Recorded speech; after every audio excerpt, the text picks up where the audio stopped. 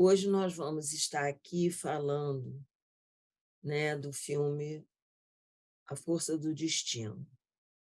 Então, eu queria começar pensando sobre como se encontra no momento a nossa cultura ocidental e o psiquismo dos nossos participantes, né? Porque para nós, para mim, da psicologia analítica, a gente vê que ainda ocorre um desequilíbrio acentuado entre os dois princípios fundamentais que criam e orientam o psiquismo humano, que é o princípio masculino e o princípio feminino. Se, por um lado, o princípio feminino está assim, muito reprimido e muito inconsciente, por outro lado, o princípio masculino se encontra unilateralmente supervalorizado, fixado e cristalizado. E isso provoca perda para o desenvolvimento do psiquismo humano e dos seres humanos, né? Através da análise simbólica deste filme, nós falaremos da libertação desse princípio masculino, de sua rigidez estratificante, esterilizante e opressiva, e da revitalização do princípio feminino, levando a um melhor equilíbrio desses opostos.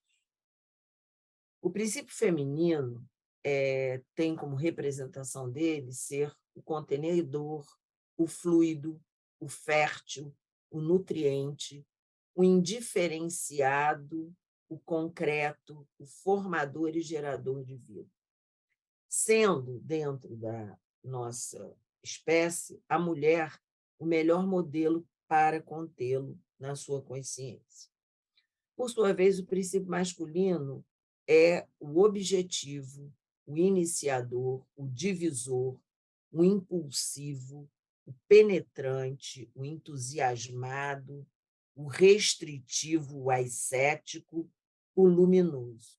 E o homem tem esse poder de ser o vaso contenedor melhor desse princípio.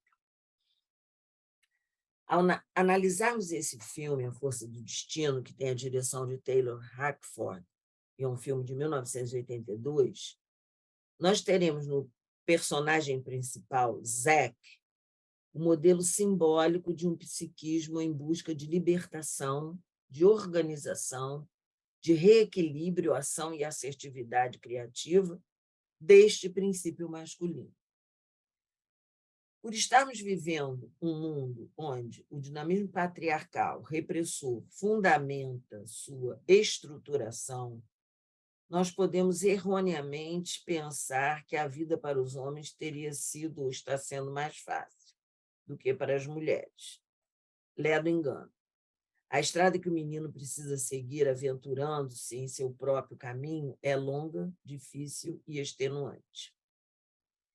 De início, o menino precisa se separar da matriz-mãe, que é fundamental e indispensável a todo ser vivente, e depois seguir por um caminho que não é o dela, que é diferente do dela, mas tendo que estar atento, já que não pode e não deve se degenerar, tornando-se oposto ao caminho dela, porque senão consequências drásticas ocorrerão.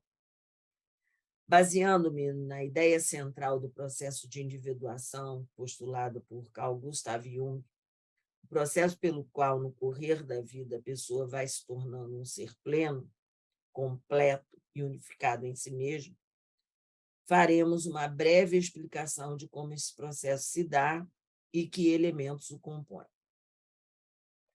O ser, na sua potencialidade, na sua totalidade emergente, que em nós existe desde o início, é denominado self, que é o composto de consciente e inconsciente. O ego, conhecido como centro da consciência, vai ser o veículo por onde o self se manifesta e se faz reconhecer. O ego, o eu, é aquela parte com a qual nos identificamos conscientemente. E a sombra é o lado escuro, indesejável e, entre aspas, perigoso, que está em nós e que instintivamente rejeitamos, e com isto causando um estado de relação hostil entre consciente e inconsciente. Se desejarmos nos tornar plenos, o primeiro passo a ser dado é aceitarmos e integrarmos esse lado sombrio, por mais doloroso e difícil que seja. Somente quando já nos dispusemos a sofrer o conflito de conscientemente nos aceitarmos com nossas deficiências, limitações, deslealdades e sentimentos mesquinhos, é que podemos partir para uma tarefa mais difícil e sutil, que é incorporar o oposto em nós, tomar consciência da contraparte sexual que está inconsciente em nós. Jung traz como grande contribuição à psicologia a noção da androgenia do ser humano. Segundo ele, o indivíduo combinaria em si os princípios masculino e feminino. No homem, o princípio masculino norteia sua consciência, permanecendo em seu interior inconsciente o princípio feminino. E na mulher se dá justamente o inverso. O princípio feminino inconsciente no homem, Jung denominou de ânima. E o princípio masculino inconsciente na mulher, ele denominou ânimos. A menos que incorporemos esses opostos, não se pode sequer ter esperanças de sentir e ser tocado com consciência por todo o mistério do nosso próprio self. Chegar a ser total é plenitude e não perfeição, pureza ou inatacabilidade. O ego, eu, pode sentir a unidade paradoxal do self. A vida nunca é isto ou aquilo, e sim ambos, isto e aquilo, mas não pode compreendê-la racionalmente. Como falaremos do princípio masculino e de sua psicologia, e já tendo essas noções preliminares em mente, nós nos basearemos no mito do Graal para amplificar a compreensão deste fenômeno. Neste mito se tem os passos do processo que ocorre dentro do psiquismo do homem, através do homem mitológico Parsifal e suas donzelas interiores. Procuraremos interligar a saga de Parsifal à de Zek, e em seu processo de individuação. Parsifal e o Castelo do Graal. No mito temos que o Castelo do Graal está em sérias dificuldades, porque o seu rei, Fisher King, foi ferido. Ele não morre e nem se cura, ele padece, tal como o reino que está em ruínas, sem colheita, sem ter o gado reproduzindo, com crianças órfãs e mulheres que choram. O rei está ferido, porque ainda adolescente, passara por um acampamento abandonado, onde vira um salmão assando, e com fome se serve de um pedaço do peixe. Este lhe queima os dedos de forma horrível, e ele instintivamente leva-os à boca, para aliviar-se, e ao fazê-lo, sente um pouco do gosto do salmão. Por este ferimento, passou a chamar-se Fisher King, e só se sente feliz quando está pescando, quando não é carregado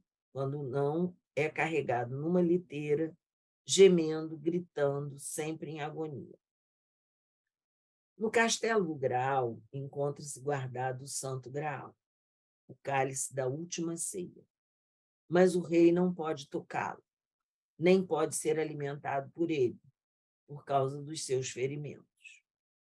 O bobo da corte profetiza que a ferida do rei cicatrizaria quando à corte chegasse um tolo totalmente ingênuo. O mito passa a contar, então, a história do nascimento no país de Gales de um menino sem nome, que mais tarde vem a se chamar Parsifal, o tolo ingênuo. filho único, criado por sua mãe, Heart Sorrow, aquela que tem o coração partido, aquela que tem a dor do coração, cresce sem nada saber sobre seu pai, que já morreu. Desenvolve-se em circunstâncias primitivas, usa roupas tecidas em casa, vive sem instrução, na mais completa ignorância. Nela, ele vive sem saber diferenciar-se. E nada ele questiona, porque ele é um tolo ingênuo. Nos primeiros anos de sua adolescência, enquanto ele brincava, ele avista 5 cavaleiros em suas montarias. Ele fica impressionadíssimo com aquilo que vê e corre em casa dizendo para a mãe que viu 5 deuses. E, explodindo de alegria e maravilhado, ele diz que ele vai partir, inconscientemente, para reunir-se a eles. A mãe, de início, desespera-se, chora, tenta dissuadi-lo, mas, percebendo que não vai ter poder para impedi-lo, sabiamente lhe revela um segredo cuidadosamente guardado. Conta que seu pai também fora um cavaleiro, e que morrera ao tentar salvar uma linda jovem. E que ele também tivera 2 irmãos cavaleiros, que com o seu pai também morreram. E foi, diz a mãe, para te proteger que te levei para viver num lugar distante e o deixei ignorante dessa triste história. Entretanto, já neste início, vemos que tornar o indivíduo ignorante de sua história real, na verdade, mais o expõe do que o protege. A mãe, então, lhe dá sua bênção e alguns conselhos importantes que o vão acompanhar por toda a sua trajetória. Primeiramente, ela lhe diz que ele deve respeitar as donzelas, que também deve ir à igreja todos os dias, e sempre que precisar de algum alimento, ele poderá ir à igreja que lá encontrará. E, finalmente, orienta a não fazer perguntas. Mais adiante, nós vamos ver que esses conselhos, não compreendidos por Parsifal, lhe foram desastrosos de início. Parsifal parte satisfeito, perguntando por onde passa. Onde é que estão os 5 cavaleiros? E respondem a ele todo tipo disparatado de respostas e conselhos. Os cavaleiros são difíceis de achar, pois eles estão em toda parte e talvez em lugar nenhum. Mais tarde, ele chega a uma tenda. Ele nunca tinha visto uma tenda, ele morava numa choupana, numa casa bem simples. E, como acha ela magnífica, acredita que está numa igreja. Ele entra maravilhado para orar e lá encontra uma jovem.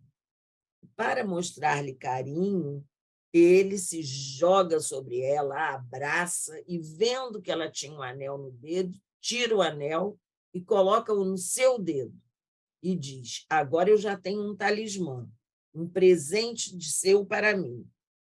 E isso o inspirará para o resto da sua vida. A jovem, na verdade, estava esperando seu amado cavaleiro para uma ceia, a qual Parsifal se lança para se alimentar, porque ele acredita que ele está numa igreja. E a mãe havia dito a ele que, quando ele tivesse fome, ele fosse ao templo de Deus. A donzela e tudo que poderia desejar para comer, ele se permanece aí. E para ele a vida está linda, é boa, é bela, é maravilhosa. A donzela, que a princípio zangara-se, começa a perceber que está frente a um ser humano incomum, uma pessoa realmente simples e singela. E implora, então, que ele vá embora, porque tem muito medo de que o cavaleiro, o namorado dela, chegasse e poder matá-lo. Parsifal obedece e chega a um local onde há um mosteiro junto a um convento. No mosteiro ficam os padres, no convento ficam as freiras. Ambos estão em ruínas. O Santo Sacramento está sobre o altar, mas não pode ser tocado ou usado. E assim, a lavoura não cresce, as árvores não frutificam, a terra está paralisada. É uma situação semelhante à do Fisher King. Ele vê tudo isso, mas não tem forças para ajudá-los. Promete a esse povo que vai voltar um dia mais forte e que será capaz de retirar o encantamento desse mosteiro convento. Continuando em sua viagem, Parsifal encontra o Red Knight, um enorme cavaleiro vermelho que vem da corte do rei Arthur. Na corte, todos ficaram impotentes a ele, que neste momento traz em suas mãos um cálice de prata que havia roubado lá do reino de Arthur. Parsifal se encanta com este monumento escarlate e diz que também quer ser cavaleiro. Red Knight fica perplexo diante de tanta ingenuidade e resolve não lhe fazer mal. Entretanto, aconselha-o a ir à corte de Arthur, se ele quiser ser um cavaleiro. Gargalhando, vai embora. E Parsifal dirige-se para a corte. Lá chegando, ele passa a perguntar o que ele tem que fazer para ser cavaleiro. As pessoas caçoam dele, mas ele não desiste, até conseguir chegar ao próprio rei Arthur. Este não zomba dos seus propósitos, mas lhe diz que ele precisa aprender muito e versar-se nas artes da cavalaria. Parsifal entende que há muito a ser feito para ser um cavaleiro. Na corte habita uma donzela que não ria há 6 anos. E dizia a lenda que somente frente ao melhor cavaleiro do mundo ela recobraria o riso. Ao ver Parsifal, ela desata a rir. E Arthur fica impressionado e o consagra cavaleiro. Lhe dá, então, um escudeiro e a permissão para que fique com a armadura do Red Knight, se conseguir tomá-la dele. Parsifal parte para esta conquista e, ao encontrar o adversário, relata-lhe o seu propósito. E, usando a espada que seu escudeiro lhe dá, duela com ela e derrota o Red Knight, atingindo-o através de um dos olhos. Aqui parece um pouco a história do Davi e Golias, né? E é muito interessante ele furar um dos olhos, porque parece que o Red Knight tinha os olhos só para fora e ele precisava olhar para dentro. Ele se apossa, então, da armadura, mas ele veste a armadura por cima da roupa grosseira que a mãe lhe fizera, mesmo com o escudeiro dizendo a ele: tira essa roupa não tem que ficar por debaixo da armadura, mas ele não obedece. E vai partir para o castelo de Gornamund, que é uma espécie de tutor-padrinho para o qual Arthur o orientou a ir, que vai treiná-lo, lapidando-lhe as arestas. Entre outras coisas que ele retira e orienta, ele retira a roupa grosseira que a mãe de Parsifal lhe fizera. Isto é, ele o liberta de sua identificação com o papel de filho ingênuo, o caçula, e ensina-lhe o necessário para atingir o verdadeiro espírito da cavalaria. Lhe dá 2 instruções importantes: jamais seduzir ou ser seduzido por qualquer mulher. E se desejar buscar o Santo Graal, quando chegar ao Castelo do Graal, perguntar: a quem serve o Graal? Parsifal deveria estender mais tempo os seus treinamentos, por mais 12 meses, por mais 1 ano. Mas ele resolve partir porque pressentiu que algo errado se passava com a sua mãe. Quando ele chega em sua aldeia, fica sabendo que tão logo ele partira, ela morrera, com o coração partido, heart sorrow. Ele se sente totalmente culpado pelo ocorrido e inicia sua viagem de volta. Chega a um castelo onde encontra uma jovem desesperada, Blanche Fleur, a branca flor. E depois disso passa a fazer tudo para ela. Ela lhe pede que derrote o exército que mantém seu castelo sitiado. Ele atende a seu pedido, submete o exército e envia todos os capturados para a corte de Arthur. Fim da batalha, Parsifal passa a noite com Blanche Fleur, mas é uma noite casta. Eles deitam-se como irmão e irmã. Ficam abraçados, cabeça com cabeça, ombro com ombro, quadril com quadril, joelho com joelho, pé com pé. E mais uma vez ele volta a pensar em sua mãe. Ainda se sente ferido de culpa pelo que lhe aconteceu. Parsifal parte ao amanhecer. Viaja o dia todo e, ao entardecer, encontra 2 homens que pescam em um barco. Um rema e o outro pesca. Este que pesca o convida a passar a noite em sua casa. Ensina-lhe como chegar lá e continua pescando.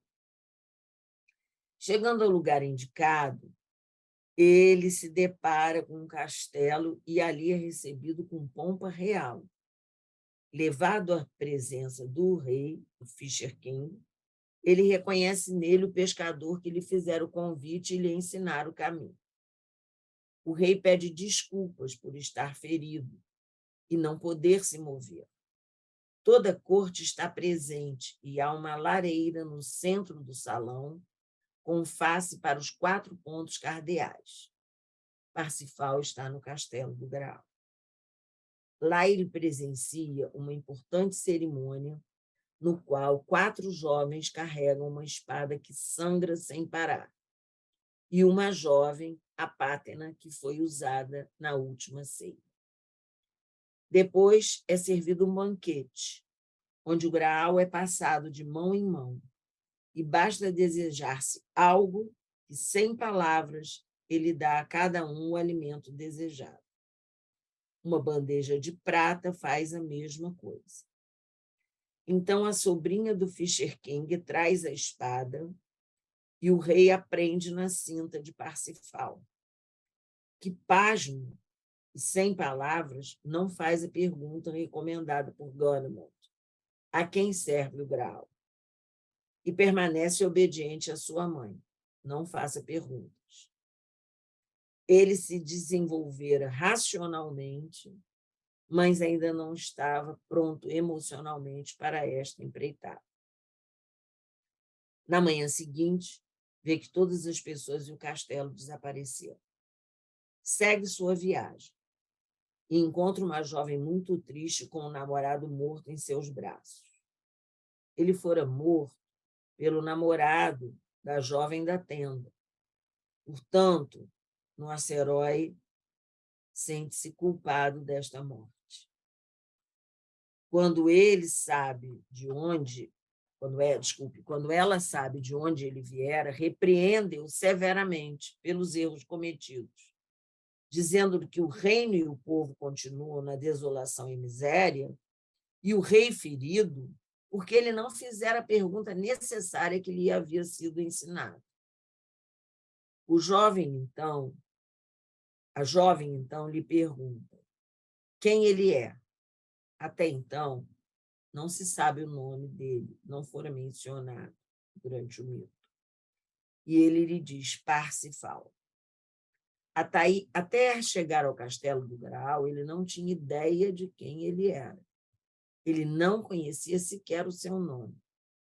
Não tinha acesso sequer à sua própria identidade. Mais tarde, quando reencontra a donzela da tenda, ele lhe reitera tudo de errado que fizera. Diz-lhe que a espada que lhe foi dada quebrar-se-á na primeira vez que for usada. e que só poderá ser soldada pelo armeiro que a fez. Isso é uma orientação que esta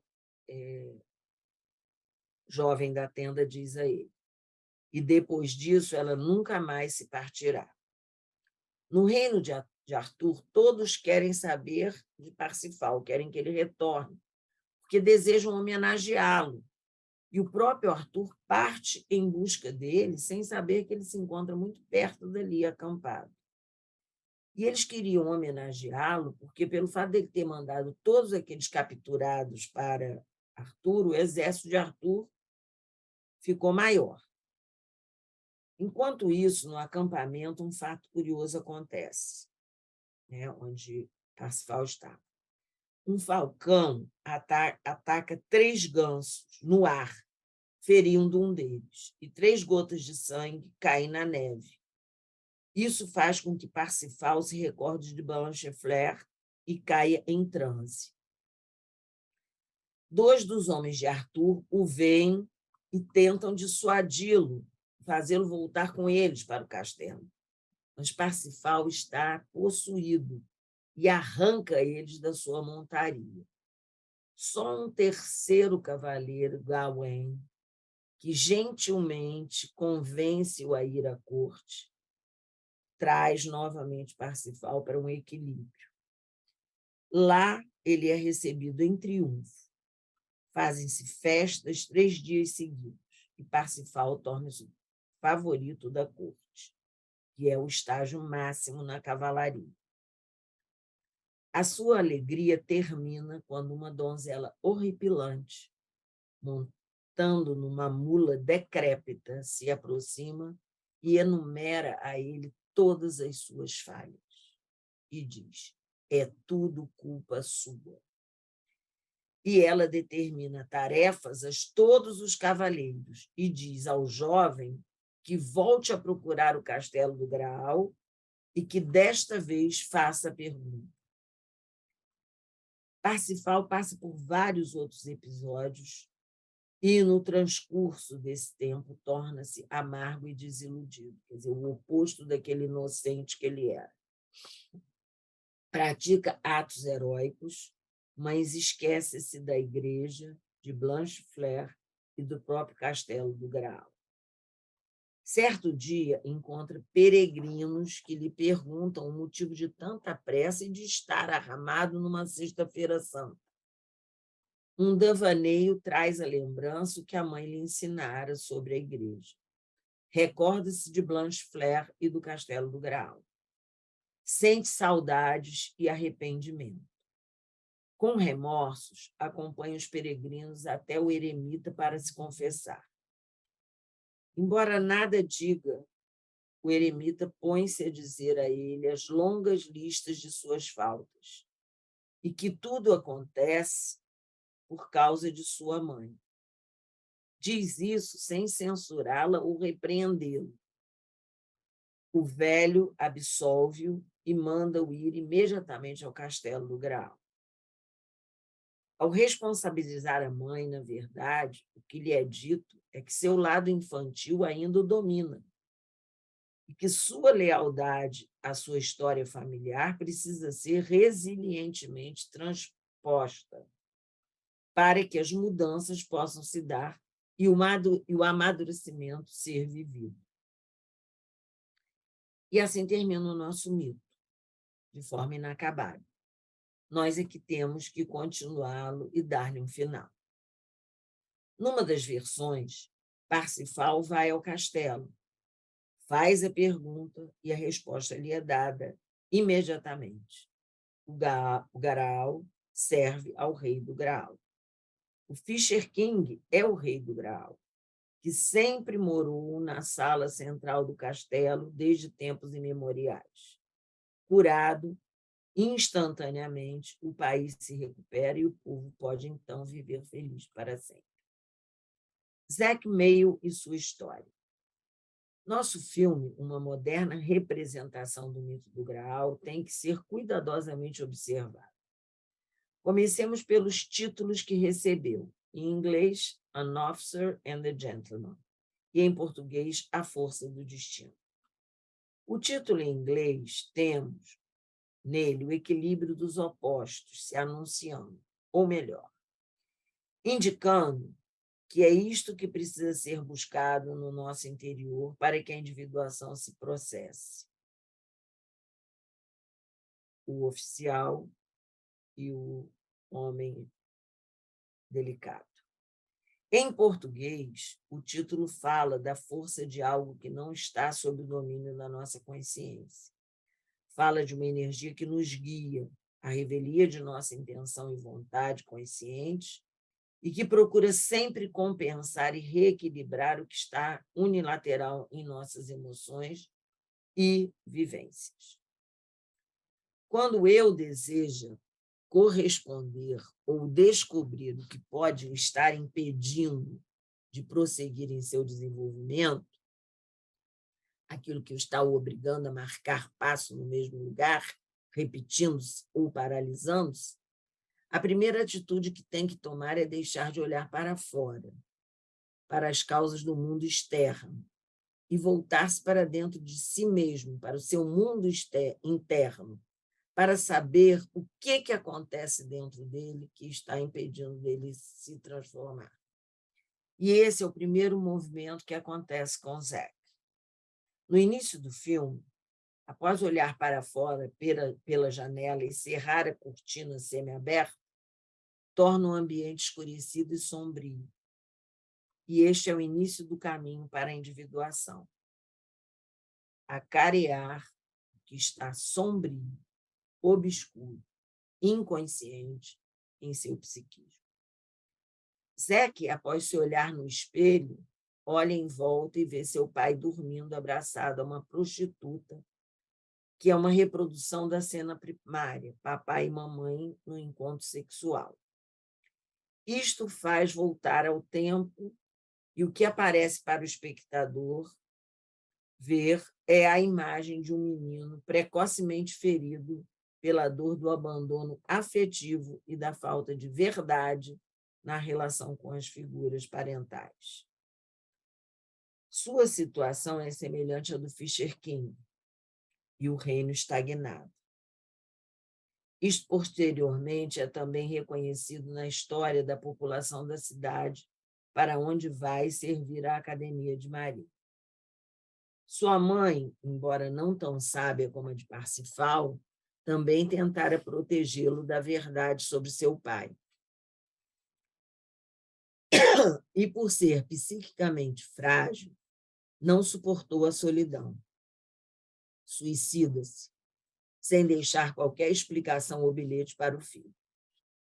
Espera ele sair para a escola e se mata. Morre tal como a mãe de Parsifal, de coração partido. Isso provoca um grande sentimento de culpa em Zack, levando-o a começar a criar uma couraça defensiva que se espessa à medida que ele passa a viver com seu pai. Este o recebe rejeitando-o, dizendo não ser culpado pelo que a sua mãe fizeram, escusa-se com mentiras e culmina por dizer que não tem tempo para ser seu pai. E apresenta-lhe, então, duas prostitutas e diz: essas serão suas futuras mãezinhas. Psicologicamente, esta inversão nas relações torna o desenvolvimento egóico precocemente ferido na relação com as figuras parentais. Zack é quem cuidava de sua mãe, preocupava-se com ela, protegendo-a, e depois se torna irmão e companheiro de farra de seu pai, mas também o protege. Ou seja, Zack se torna pai dos pais. É um filho parentalizado. Quando Zack se olha no espelho, isto é, quando reflete, se reflete, evoca a vivência narcísica e inicia a recomposição de uma unilateralidade psíquica, onde funcionava apenas como ego auxiliar de seus pais. Ele, tal como Parsifal, é um jovem ingênuo. Entretanto, sua persona é defensiva, pelas feridas tão precocemente vivenciadas, e assim ele se exclui de todos os contatos e trocas afetivas, pois teme ferir-se mais, já que sua dor é insuportável. Esse é o seu lado Fisher King, que precisará ser cuidado e curado, resgatando sua ingenuidade e reconhecendo sua dor e abandono. Quando menino, tendo sido levado para viver com seu pai e irmão em cima de um bordel, Zack vê um homem tatuando uma águia em seu peito. Inconscientemente, ele tatua em seu braço direito uma águia semelhante. Ao fazer isso, ativa um símbolo primitivo e coletivo do arquétipo do pai e de todas as figuras de paternidade. A águia, pela agudeza de sua visão, é ao mesmo tempo clarividente e psicopompo. Faz a ligação. Lembremos-nos da águia de Zeus. Este é um exemplo perfeito da imposição sobre a consciência da força que nos conduz à revelia de nossa vontade. Se perguntássemos a Zack por que se tatuara, talvez nos dissesse que é porque ele achava muito bonito aquela imagem. Entretanto, o que aqui ocorre é a tentativa do inconsciente de favorecer criativamente o eu, o ego menino de Zack, ajudando a manter-se integrado. É uma compensação evocando ordenação, discriminação, clareza, frente ao ambiente altamente indiscriminado onde este ego se encontrava. Em Parsifal, vemos que são os cavaleiros e suas armaduras que o despertam de sua rudeza, o fascinam e o fazem partir para buscar a sua identidade. Seu primeiro encontro com o Fisher, com o Red Knight, é muito semelhante ao de Zack, quando menciona seu pai e irmão que vai engajar-se na Marinha, numa busca de fazer o caminho dos oficiais. Tal como Parsifal, Zack fica fascinado pelo uniforme do seu pai, o dado positivo que este inconscientemente porta. O pai e irmão, tal como Red Knight, também ri dele, como Red Knight riu de Parsifal, mandando ir à corte de Arthur. E o pai lhe diz: vai lá, você não vai nem conseguir entrar, oficiais não são como nós, a sua tatuagem vai te impedir de entrar. Ele subestima os que a possuem, descaracterizando o seu poder e força estruturante. E isso faz com que Zack tente encobri-la quando se apresenta na escola de oficiais com um esparadrapo enorme colocado. Só depois é que ele vai perceber que não seria a sua tatuagem que o impediria de seguir o seu caminho. Eram outros os motivos. Este é um movimento muito comum de acontecer no psiquismo humano. Nós tendemos a projetar sobre fatos insignificantes as possíveis e verdadeiras falhas que temos dificuldade de reconhecer como nossas ou em nós.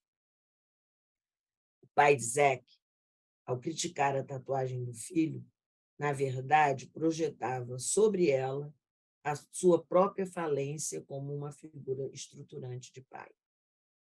Voltemos a Zack, que, como Parsifal, mesmo diante dessa tentativa de dissuasão, não desiste. Despede-se do pai, sugerindo que, quem sabe, possa ir vê-lo, e lhe diz: até minha graduação. Deixa, entretanto, com o pai uma pergunta-afirmação. Você tem medo de um dia ter que me prestar continência? Porque o pai dele só tinha ido até a graduação de sargento. Nesse momento, o ego caminha para a batalha heróica de confrontar o complexo inconsciente que o domina e que o impossibilitava de seu desenvolvimento. A entrada de Zack Mayle na Marinha é o segundo confronto com Hedwig Knight e sua morte interior. Agora ele veste a armadura uniforme que seu pai uma vez vestira e que, como Hedwig Knight, desonrara. A marinha é para Zeke o castelo de Gronemund, um local onde será lapidado e preparado, tal como o herói Parsifal, por uma espécie de tutor padrinho, o Sargento Negro, que não é imediatamente reconhecido por Zeke como o caminho para levá-lo a integrar-se, isto é, a superar o seu complexo parental repressor e indiferenciado.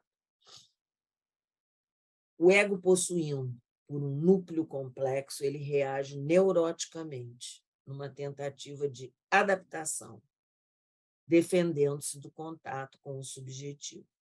E é assim que Zeke reage ao seu primeiro contato com o sargento. Frente ao confronto com esse aspecto sombrio de sua personalidade, o primeiro mecanismo de defesa que se constela é a negação e a desvalorização.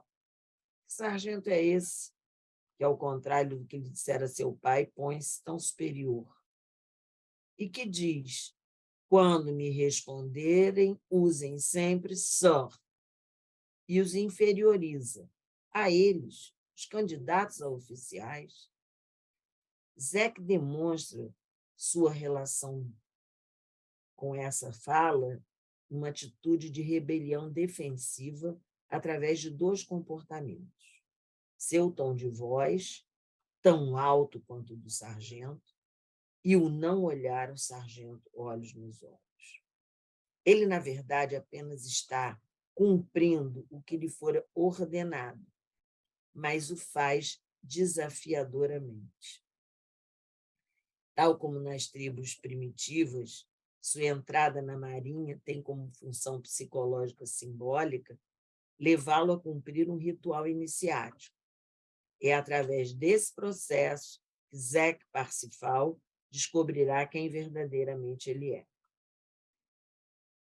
Como ocorre nos ritos de transformação e iniciação, o sargento lhe dá um outro nome, Maionese, e alguns conselhos, sendo o principal que tome cuidado com as jovens locais, que buscam o casamento e engravidam para fisgar rapazes em treinamento. É como se o eu precisasse aprender a reconhecer as diferentes armadilhas que o inconsciente lhe prepara quando deseja reequilibrar o que psiquicamente se encontrava de forma unilateral, a qualquer preço e de qualquer forma. Zeke, no seu primeiro contato com o feminino, tal como Parsifal, comete inúmeros deslizes e inconsequências. As figuras femininas expressivas em sua história são em número de 4. Sua mãe e a mãe de Paula, sua colega de carreira, Sigurd, a amiga de sua garota, Lynette, e, finalmente, Paula, a sua garota. O interrelacionamento afetivo com elas é que se encontra o agente condutor de suas emoções, impulsos e ações. É a sua ferida na relação com o feminino que o guia.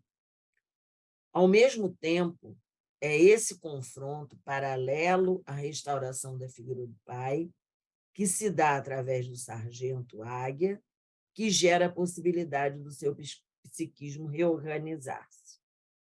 Sua colega Sigurd funciona como um elemento feminino desafiador, que o impele a lutar para superar-se. Por exemplo, quando ela diz que se houver somente 2 vagas para piloto de jato, uma será dela. Ou quando ela fica por livre e espontânea vontade durante uma licença no campo de treinamento para exercitar-se no que era deficiente, a escalada.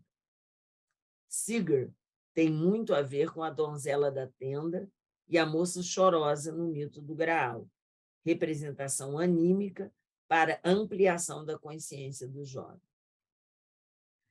A amiga de Paula, Lynette, é o feminino que não que funciona como Zec. Ela é um espelho de Zec.